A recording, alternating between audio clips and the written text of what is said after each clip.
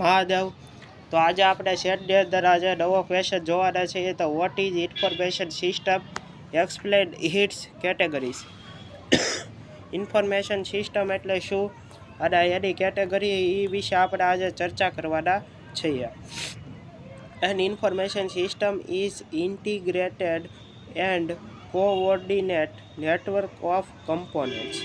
Information system છે એ integrated અને coordinate network of કમ્પોનેન્ટ્સ છે which combine together to convert data into information। આ છે તે શું છે એ કોમ્બિનેશન છે together to convert data into information. એ છે એ કમ્બાઈન કોને કરે છે ડેટામાંથી તે કેમાં કન્વર્ટ કરે છે ઇન્ફોર્મેશનમાં કન્વર્ટ કરે છે।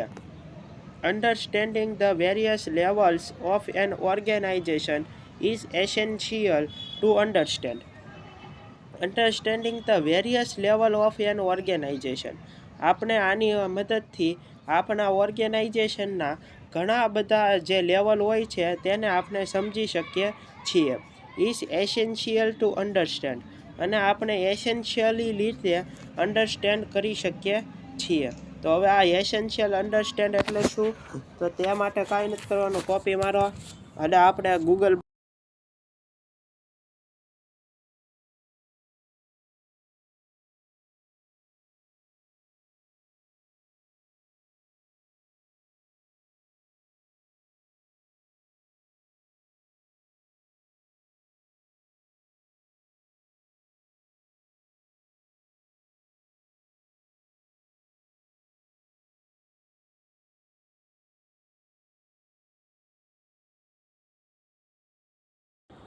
સમજવા માટે જરૂરી છે।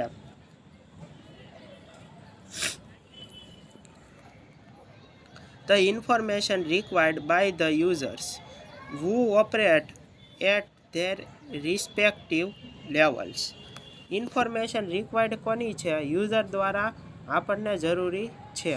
હુ ઓપરેટ એટલે કે શું ઓપરેટ આપણે કરવાનું છે રિસ્પેક્ટિવ લેવલની રીતે, તે આપણને તેના ઉપરથી ખ્યાલ આવે છે। The following diagram illustrates the various levels of a typical organization. The following diagram છે તે ઇલ્યુસ્ટ્રેટ શું કરે છે, the various level of a typical organization આપણા ઓર્ગેનાઇઝેશનના જે જુદા જુદા લેવલ હોય છે તેને તે રિપ્રેઝેન્ટ કરે છે। તો તે આપણે જોઈએ તો પહેલું છે એની અંદર આપણે હેઠેથી એટલે કે બોટમથી અપ જવાનો આપણે પ્રયત્ન કરીએ તો એની અંદર છે ઓપરેશનલ મેનેજમેન્ટ, એની અંદર છે સ્ટ્રક્ચર અને ટ્રાન્ઝેક્શન પ્રોસેસિંગ સિસ્ટમ, એની અંદર બે છે। પછી બીજું છે ટેક્ટિકલ મેનેજમેન્ટ છે, એની અંદર છે તે સેમી સ્ટ્રક્ચરની અંદર સમાવેશ થાય છે અને ટેક્ટિકલ મેનેજમેન્ટની અંદર મેનેજમેન્ટ ઇન્ફોર્મેશન સિસ્ટમનો સમાવેશ થાય છે। પછી ત્રીજું છે તે સ્ટ્રેટેજિક મેનેજમેન્ટ છે, એની અંદર છે ડિસિઝન સ્ટ્રક્ચર અને એટલે કે અનસ્ટ્રક્ચરનો સમાવેશ થાય છે ડિસિઝન મેથડની અંદર। અને ઇન્ફોર્મેશન સિસ્ટમની અંદર સ્ટ્રેટેજિક મેનેજમેન્ટની અંદર ડિસિઝન સપોર્ટ સિસ્ટમ એટલે કે ડિસિઝન લેવાના જે સપોર્ટ સિસ્ટમ હોય છે તેનો સમાવેશ થાય છે।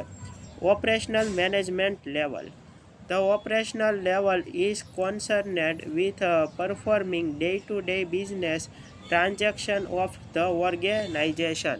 આપણા જે ઓર્ગેનાઇઝેશનના ડેઇલીના જે ટ્રાન્ઝેક્શન હોય છે ઓપરેશનલ લેવલની અંદર તેનો સમાવેશ કરવામાં આવે છે બિઝનેસની અંદર।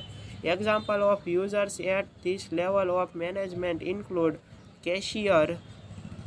કેશિયર્સ at a point of sale, bank tellers, nurses in a hospital, customer care staff ETC. Example તરીકે આપણે જોઈએ તો user at this level of management, user આની અંદર મેનેજમેન્ટ કઈ રીતે કરે છે, include cashier at a point of sale, કેશિયરના પોઈન્ટ ઓફ સેલ તરીકે આપણે રિપ્રેઝન્ટ કરીએ। પછી બેંક ટેલરને આપણે રિપ્રેઝન્ટ કરીએ, નર્સિસ છે તેને આપણે ઇન હોસ્પિટલ એ તરીકે આપણે ટ્રીટ કરીએ। અથવા તો કસ્ટમર કેર સ્ટાફ એને આપણે ટ્રીટ કરીએ ETC એટલે કે વગેરે દ્વારા આપણે આની અંદર ટ્રીટ કરી શકીએ છીએ. Users at this level use make structured decision. User છે આ લેવલની અંદર સ્ટ્રક્ચર્ડ ડિસિઝન બનાવવાનું શરૂઆત કરે છે. This means that they have defined rules that guides them while making decisions. આની અંદર શું કરવામાં આવે છે, અમુક જે રૂલ હોય છે તેને ડિફાઇન કરવામાં આવે છે, જે આપણને ગાઈડ શું કરે છે, જે આપણને મદદ શું કરે છે, તેમ વાઇલ મેકિંગ ડિસિઝન્સ. ડિસિઝન કઈ રીતે લેવા, તે કઈ રીતે બનાવવા તે વિશે આપણને સૂચવે છે. For example, if a store sells item on credit and they have a credit policy. For example તરીકે જોઈએ તો જો store sells item on credit હોય and they have a credit policy હોય that has subset limit on the borrowing. તો એની અંદર માની લો કે ચોક્કસ એક ફાઇનલ જ છે કે એ અમુક લિમિટવાળું જ ક્રેડિટ કાર્ડ હોય છે, એને એક અમુક લિમિટ પૂરતી સેટ કરવામાં આવેલી હોય છે. All the sales person needs to decide whether to give credit to a customer. બધા જે સેલ પર્સન હોય છે તે ડિસાઇડ કરે છે કે કસ્ટમરની જરૂરિયાત પૂરતી તેને કઈ રીતે ક્રેડિટ કાર્ડ છે તે આપવા. Or not is based on the current credit information from the system. અને તેની પાસે અત્યારે જો તમે પહેલેથી જ કોઈ ક્રેડિટ કાર્ડ ખરીદેલું હોય અને તમારી એની જે આપલે હોય તે સારી ન હોય ક્રેડિટ કાર્ડને લઈને, તો તેને ઉપરથી એવા ડિસિઝન લઈ છે કે આને ક્રેડિટ કાર્ડની અંદર કેવી આપણે પર્સનાલિટી એટલે કે ફેસિલિટી પ્રદાન કરવી, તેની અંદર ફેસિલિટી તમને આપશે નહીં. અને જે જો તમારો વ્યવહાર સારો નહીં હોય ક્રેડિટ કાર્ડની અંદર, તમે ટાઈમ પર બિલ નહીં ચૂકવતા હોય, તો તે તમારું ક્રેડિટ કાર્ડ બ્લોક કરવાની પણ શક્યતા રહે છે તેની અંદર. Tactical management level. Tactical management લેવલની અંદર શું થાય છે તે આપણે જોઈએ તો this organisation level is dominated by middle level manager. આ જે ઓર્ગેનાઇઝેશનનું લેવલ છે તેને આપણે કઈ રીતે ઓળખી શકીએ છીએ, મિડલ લેવલ મેનેજર તરીકે આપણે ઓળખી શકીએ છીએ. Heads of department, head of department, supervisor ETC તરીકે તમે ટ્રીટ કરી શકો છો.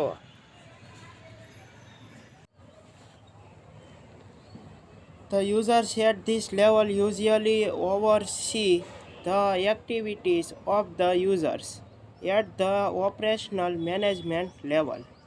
યુઝર છે આ લેવલની અંદર યુઝ્યુઅલી ઓવરસી કરે છે ધ એક્ટિવિટી ઓફ ધ યુઝર્સની એક્ટિવિટી ઉપર at the operational management level. Operational management લેવલની અંદર જે કાંઈ પણ યુઝરની એક્ટિવિટી હોય છે તેનો સમાવેશ પણ આની અંદર કરવામાં આવે છે.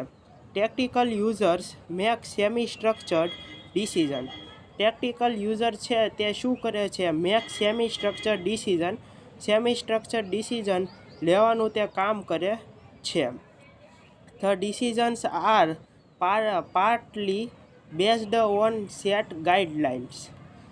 આની અંદર જે ડિસિઝન હોય છે એ શું હોય છે, partly based on set ગાઈડલાઇન્સને follow કરતા હોય છે. એન્ડ જજમેન્ટ કોલ્સ, અને જજમેન્ટ કોલ્સનો પણ તેની અંદર સમાવેશ કરવામાં આવે છે. As an example, a ટેક્ટિકલ manager can check the credit limit and payments history. ટેક્ટિકલ manager છે તે શું ચેક કરે છે, ક્રેડિટ લિમિટ અને payment history of a customer. તે કસ્ટમરની પેમેન્ટ હિસ્ટ્રી અને જે ક્રેડિટ લિમિટ હોય છે તે ચેક કરે છે. And decide to make an exception to raise the credit limit. અને તે ડિસાઇડ કરે છે to make an exception to raise the credit limit. અને પછી તે ડિસાઇડ કરે છે કે આને ક્રેડિટ લિમિટ કઈ પ્રમાણે આપવી ફોર અ પર્ટિક્યુલર કસ્ટમર. ગમે તે કસ્ટમરને તેને ક્રેડિટ લિમિટ કઈ રીતે આપવી તે આ બધા રેકોર્ડ દ્વારા તેને નક્કી કરે છે. The decision is partly structured in the sense that the tactical manager has to use existing information to identify a payment's history that benefits the organization and an allow increase percentage. Strategic management level. This is the most senior level in an organization. આ છે તે ઓર્ગેનાઇઝેશનનો એક most senior level છે. Senior લેવલનો ઓર્ગેનાઇઝેશનની અંદર ફાળો ભજવે છે. The users at this level make understand unstructured decisions. Scenario level managers are concerned with the long-term planning of the organization. Scenario level management છે are concerned with the long-term planning of the organization છે તે આની અંદર નક્કી કરે છે. They use information from tactical managers and external data to guide them when making unstructured decisions. તે છે તે ટેક્ટિકલ મેનેજમેન્ટ અને એક્સટર્નલ ડેટા ઉપરથી ગાઈડ લઈને તે મેકિંગ કરે છે કે અનસ્ટ્રક્ચર્ડ ડિસિઝન કઈ રીતે લેવા તેનો આની અંદર સમાવેશ કરવામાં આવે છે. પછી આપણે જોઈએ તો ટ્રાન્ઝેક્શન પ્રોસેસિંગ સિસ્ટમ એટલે કે TPS. Transaction processing system TPS આપણને શું કહેવા માંગે છે તે આપણે જોઈએ તો transaction processing system are use to record day business transaction. Transaction processing system છે તે કેનો રોકેટ યુઝ ટુ રેકોર્ડ આપણા બિઝનેસનો ડે ટ્રાન્ઝેક્શન ઓર્ગેનાઇઝેશનની અંદર થયા હોય છે તેનો તે સમાવેશ થાય છે. They are used by users at the operational management level. જેનો યુઝર દ્વારા ઓપરેશનલ મેનેજમેન્ટ લેવલની અંદર કરવામાં આવેલો હોય છે તેનો અહીં સમાવેશ થાય છે. The main objective of a transaction processing system is to answer such as. Transaction processing સિસ્ટમનો મેન ઉદ્દેશ્ય ધ્યેય શું હોય છે તેનો મેન ક્વેશ્ચન આન્સર શું હોય છે રૂટીન ક્વેશ્ચનની અંદર કે ડે લાઈફના આન્સર રૂટીન ક્વેશ્ચન સચેસ એટલે કે તેને રૂટીન જે આપણી દિનચર્યા હોય છે તેની અંદરના પ્રોબ્લેમના તેને આન્સર દેવાના હોય છે. જેવા કે how printers were sold today.